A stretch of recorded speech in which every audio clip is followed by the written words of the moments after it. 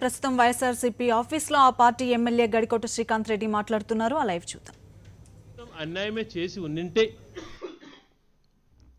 ఎందుకని చంద్రబాబు నాయుడు గారు ఇది మీరు చేసినటువంటిది తప్పు అని చెప్పి ఇంతవరకు నోరు మెదపలేదు.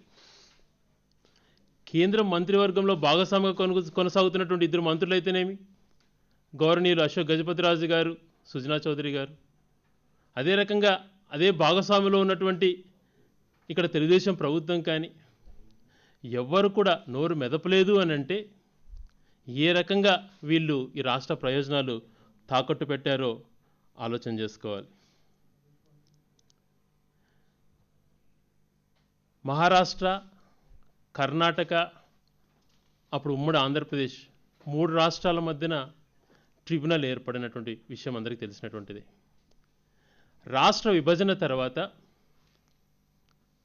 ఈ ట్రిబ్యునల్ని పునఃసమీక్షించండి అని చెప్పి, పునఃసమీక్షించకపోతే మాకు అన్యాయం జరుగుతుంది అని చెప్పి గట్టిగా చంద్రబాబు నాయుడు గారు నిలదీయకపోవటం వలన ఈ రకమైనటువంటి నిర్ణయం కేంద్ర ప్రభుత్వం తీసుకున్నదేమో అని అనిపిస్తూ ఉంది.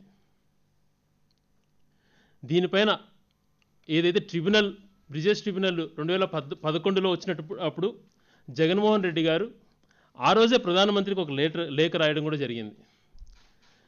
ఆయన చెప్పారు, చూచాక ఒక పాయింట్ తీసుకుంటే, Krishna tribunal had came out with it judgment rendering grave injustice in Andhra Pradesh అని చెప్తూ 112 సంవత్సరాలకు సంబంధించినటువంటి డేటా ఉన్నా కూడా 78 years డిపెండబిలిటీ తీసుకుంటున్నారు అని అప్పుడే నిరసన తెలియజేస్తే, దానికి మళ్ళీ 47 years ఇప్పుడు తీసుకోవడం జరుగుతోంది. 78 years డిపెండబిలిటీ ఒకసారి ఉన్నప్పుడు దాన్ని కూడా తగ్గించి 47 yearsకి తీసుకోవడం జరుగుతుంది. టోటల్గా 112 సంవత్సరాల స్టాటిస్టిక్స్ వాళ్ళ దగ్గర ఉన్నా కూడా ఆ రకమైన డిపెండబిలిటీ తీసుకోకుండా ఆ రకంగా కూడా అన్యాయం జరుగుతోంది. ఎక్కువగా నష్టపోయేది ఏది? మామూలుగా నికర జలాలు ఎక్కువగా ఆ రోజు 2000 సంవత్సరంలోనే చంద్రబాబు నాయుడు గారు భాగస్వామ్యంలో ఎన్డీఏ ప్రభుత్వంలో కొనసాగుతున్నప్పుడు నికర జలాలను లేవు అని చెప్పినటువంటి వ్యక్తి చంద్రబాబు నాయుడు గారు. ఆ రోజు అఫిడవిట్ కూడా ఇవ్వటం జరిగింది. నికర జలాలు అంటే మనకు వచ్చేటువంటి సర్ప్లస్ వాటర్ ఏవైతే వస్తాయో అవన్నీ కూడా లేవు అని చెప్పి తను చెప్పడం జరిగింది. మరి ఇప్పుడు అదే రకంగా ఎన్డీఏ భాగస్వామ్యంలోనే కొనసాగుతున్నటువంటి చంద్రబాబు నాయుడు గారు మరొకసారి తెలుగు ప్రజలను మోసం చేయడం జరిగింది.